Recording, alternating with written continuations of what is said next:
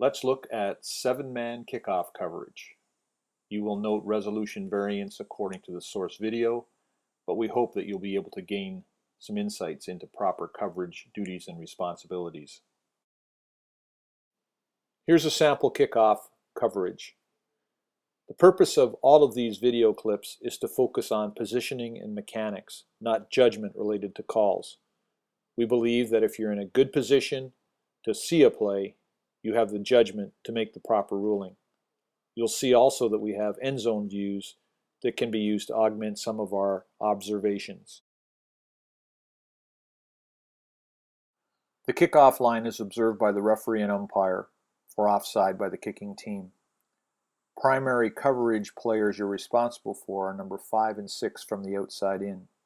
Once the ball is kicked, move downfield, move toward the hash mark, but don't get too deep into the coverage. Watch for blocks in front of the return from the inside out and be prepared to go deep to cover the goal line. The head linesman and line judge cover the restraining line for offsides. Your primary kick team coverage players are number 3 and 4 from the outside in. As your eyes move to the second wave of blocks, be particularly attentive to blocks in front of the returner. Retain your 20-yard cushion from the back judge or the side judge. The back judge and side judge observe kick team players 1 and 2 from the outside during the initial part of the kickoff. As you're backpedaling down the sideline, observe the blocking and allow your eyes to move into the area in front of the ball. Keep an eye on the first wave. That's a key component to good coverage. Be prepared to assist the field judge with a ball that is kicked outside the numbers or out of bounds. The field judge has responsibility for ball possession and starting the clock. Once you've established ball possession, stay with the ball carrier, observing his actions related to the ball. Blocking is not your concern. Once the player is past your range of coverage, then you may pick up blocking in the area immediately in front of the ball carrier.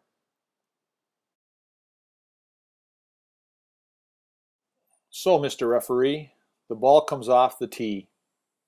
How do you handle that? Review your responsibilities in case that type of play occurs. It does get windy in certain parts of this country, and that's not an uncommon occurrence.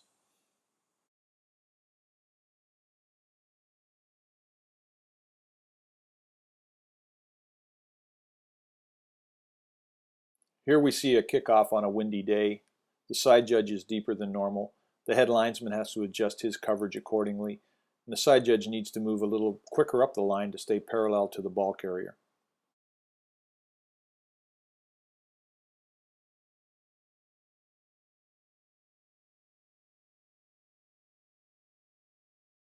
Same as previous kickoff. Please note the positioning and mechanics of the field judge. Also in the background of the screen, you can see how the umpire comes into the middle of the field and takes a depth which is acceptable for the circumstances of this particular play.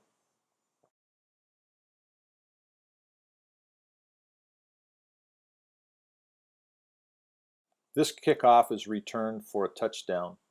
The crew fell into a couple of traps along the way. The side judge is a little deep, appears a bit flat-footed, needs to anticipate movement of the ball, get upfield.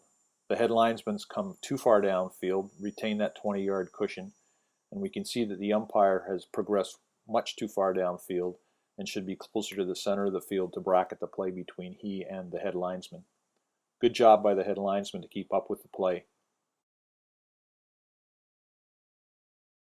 There are 2 issues illustrated in this clip.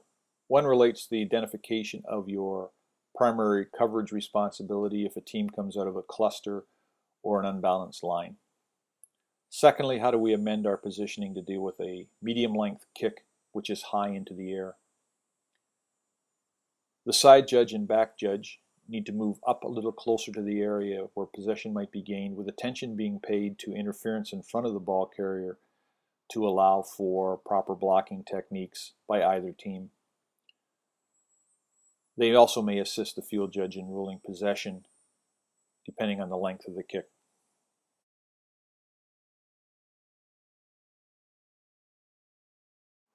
Here we can see that the side judge and back judge have moved up, bracketing the position of the ball very well and assisting the field judge by covering interference and possibly assisting with the possession of the ball. That's a job well done.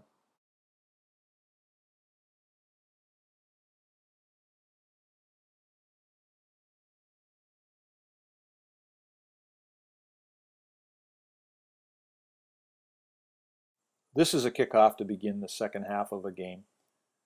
It's going to be a short kickoff.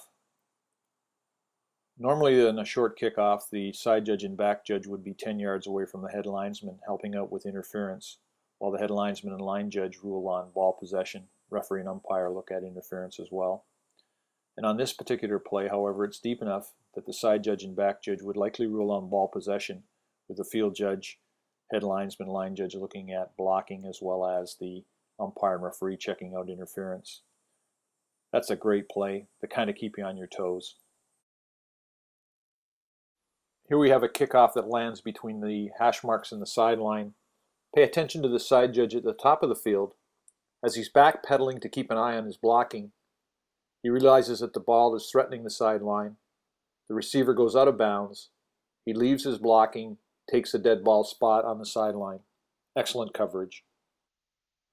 This is a deep kickoff into goal. Please note the positioning of the back judge and the field judge at the goal line to rule as to whether or not the ball carrier is in goal or in the field of play. Very good coverage in this situation. This ends the session on 7-man kickoff coverage. If you have any questions or suggestions for improvement, please send them to Dave Hutton at dhutton@.cfl.ca. Thank you.